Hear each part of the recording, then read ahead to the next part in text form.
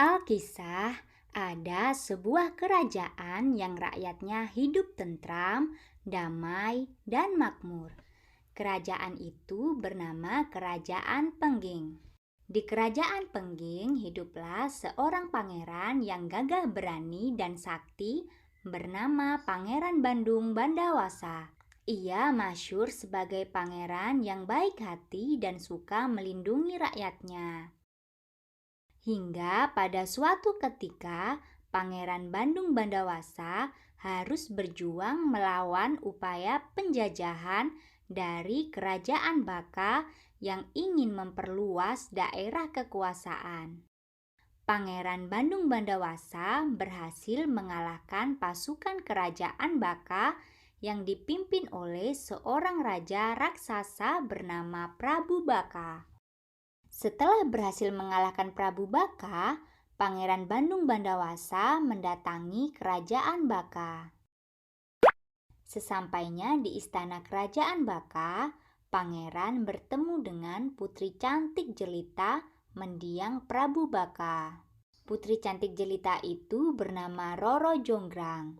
Pangeran tertarik dengan sosok Roro Jonggrang yang rupawan, lalu berniat meminangnya.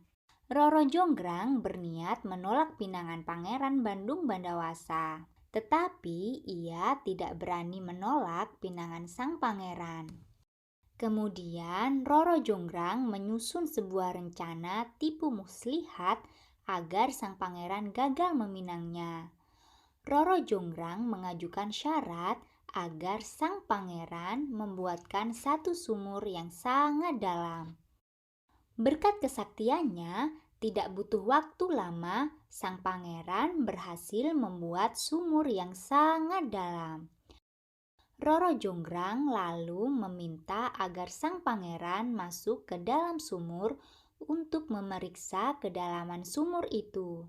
Ketika masuk ke dalam sumur, Roro Jonggrang memerintahkan Pati Gapula untuk menutup sumur itu dengan batu yang sangat besar.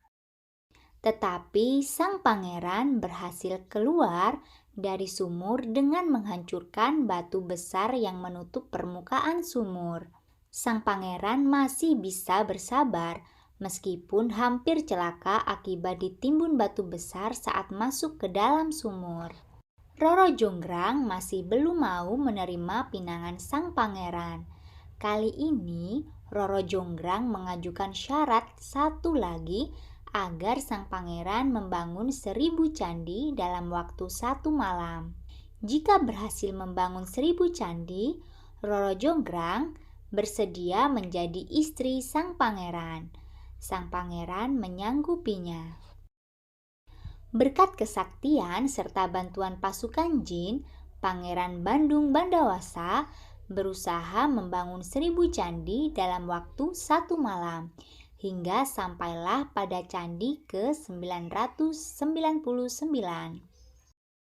Roro Jonggrang cemas melihat pembangunan candi yang begitu cepat dan hampir selesai. Ia lantas membangunkan para dayang agar memukul lesung tempat menumbuk padi. Sebagian dayang yang lain ia perintahkan untuk membakar jerami di sisi timur istana. Di langit nampak semburat warna jingga akibat tumpukan jerami yang dibakar oleh para dayang. Pasukan jin mengira matahari akan segera terbit dari ufuk timur.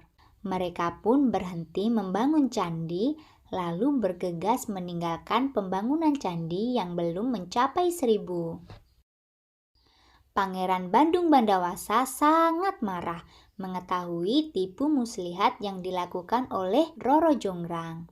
Pangeran lalu mengutuk Roro Jonggrang menjadi candi yang ke-1000.